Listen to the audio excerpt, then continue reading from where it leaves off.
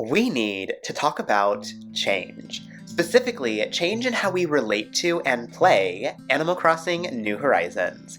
I often hear players complain that Animal Crossing has become shallow, boring, and uneventful, but I think oftentimes when players make these kinds of remarks, they're forgetting or overlooking how immersive and expansive this game has the potential to be, if you let it. Let's explore some changes that we can make right now, today, to enhance our enjoyment of the game and reignite our passion for this quirky island world where we rule everything. Just beneath Tom Nook, of course, as he is, after all, our supreme overlord! Hi! Work it, king! Snatch those bells and make it rain. Yeah. Love it. To preface this video, there is no wrong way to play this game. These are my opinions based on my own experience with Animal Crossing New Horizons. If you disagree with anything I say, that's perfectly fine. We all have our own unique perspectives and opinions, and they are all valid. I think the most significant change that we can make is to set goals for ourselves, kind of like creating our own achievements, so that we have something to work towards after KK Slider's first performance, because, let's be real, after reaching 3 stars, the storyline of the game plummets, and there isn't really much else that we're required or even really that encouraged to do. And while I agree that this is sort of a faulty design on the developer's part, there is still a lot that we can work towards to give ourselves more of a purpose in the game. For example, I set 2 goals for myself. I wanted to improve my terraforming skills and develop my design capabilities. Setting these goals is one change that I made that keeps me motivated to pick up the game and keep on playing. Now, instead of running around clueless and unsure of what I'm trying to do, which is honestly pretty disheartening, I have clear objectives that I know and that I want to work towards. Plus, these goals create a sense of growth in the game where I get to see how my skills and creativity change and develop as I try new ideas and find new inspiration. Growth, I think, is really important in a game, so I'm glad that I was able to make my own opportunities to grow by setting my 2 goals. Obviously, the goals that you set should be specific to you and should relate to aspects of the game that you enjoy. If you like terraforming, make a goal or a challenge for yourself around that. If you like decorating interiors, then make a goal or challenge yourself to create rooms around different concepts like color schemes, design elements, or even themes.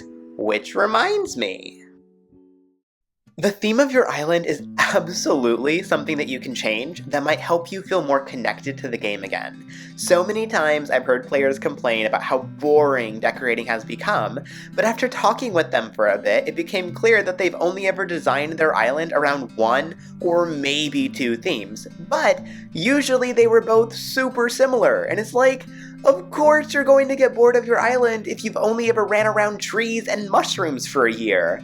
Do something different. Try a new theme and see how you like it. You are very likely going to discover that certain themes just don't mesh well with you, but you may also be surprised which themes do. Don't box yourself into the same old thing you've been doing. I know some players that feel like they sort of built their brand around one specific aesthetic, but remember that you're playing for you. Find some inspiration, make something new, explore different aspects of yourself. Perhaps there's a part of you that you aren't all that comfortable sharing with the people in your life for whatever reason. Consider exploring those thoughts and feelings in Animal Crossing by designing an island around those must not be spoken out loud things. The game is yours. Allow yourself to explore and experience the ideas and concepts and themes that speak to you the loudest. Play without judgment. Alright, we all know, and there's no way to sugarcoat this unless the developers decide to fix this in a future update, but the villagers are all basic AF. However, that doesn't mean that you won't still find yourself connecting to and creating memories with at least a few of them. If you've had the same villagers zooming across your island for a significant amount of time, it's probably time to pack them up and kick them out. Move in a villager who you wouldn't normally think to have on your island. I may catch some hate for this, But I used to despise Ketchup. I thought her name was weird, and she was my least favorite of all the ducks, Quilson included, because I just never connected with her. But I took a chance and moved her onto Acorn Ridge, and what do you know? She's not as awful as I thought. Seeing her move around the island and interact with the other villagers who I already know I like, she's kind of growing on me now. Plus, I'm a huge believer in the idea that every villager should have their own uniquely designed yard or area on the island. If I moved Ketchup out and brought a new villager in, I'd have to redecorate to create a space that better fits that new villager. If you share this belief, then it could be fun to explore how you would design the space around each new villager's house. It may be a bit of a tedious project, but it can still be a fun way to see what you come up with. I hate decorating interiors. I actually haven't even really tried decorating interiors, but I know that I hate it. So I'm going to do it. It's a part of the game that is already built in, readily available, and there's even a scoring system that acts as a sort of challenge where I can earn rewards as my interior decorating skills improve. I'm choosing to do this because it's an unfamiliar aspect of the game for me. It's a challenge that forces me to think outside of my box of comfortability, and honestly, I'm kind of curious about what I might come up with. Now, I'm not saying that you should do your interiors, but I am saying to consider focusing some time and energy on the aspects of the game that you aren't that big a fan of, or that you aren't as familiar with. Every new activity offers an opportunity to explore something different. While working on my interiors, I might discover that I like certain items that I usually never use. This knowledge can feed into the other parts of the game that I know I enjoy. So pick an aspect of the game that you've been avoiding and see if any new ideas come to mind. Maybe even consider engaging with the Animal Crossing community in a new way. If you haven't spent much time dreaming of other islands, give it a shot. If you've never played around on Nookazon, go see what it's all about. If you aren't a part of any Animal Crossing groups, go see what's available and try connecting with other players.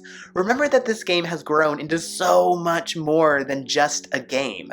Feel empowered to experience all that this incredible community has to offer.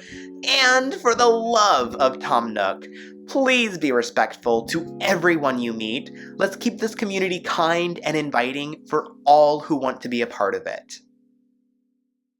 Are you ready for some real tea, no shade? Maybe it's time to put down the game. Hear me out.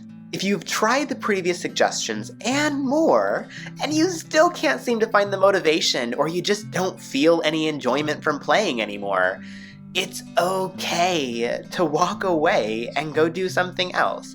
This idea may seem a little odd or unnerving, but if it's time, it's time. I know that many of us have sort of latched onto Animal Crossing New Horizons as a life preserver after everything that's happened in the last year, so the idea of letting go, even temporarily, is possibly a little scary, and I get that. But sometimes we need a break. There are countless other games to play, activities to try, and probably some people to reconnect with. This game isn't going anywhere, and whenever, if ever, you feel the drive to come back and say hi to all your little island friends or even to this community, we'll be here for you. It doesn't have to be a goodbye. It can be a see you soon or an until next time. Take time for you. Change can be challenging, but it is often necessary. Give yourself what you need. You are your top priority. Okay, so timing is a little awkward with this video launching the same day as the Animal Crossing Direct, but I do stand by everything I said.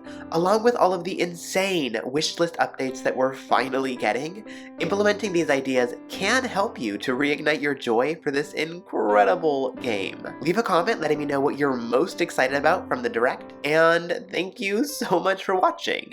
I hope you got some good ideas and inspiration for how to continue on your Animal Crossing journey. Until next time, bye.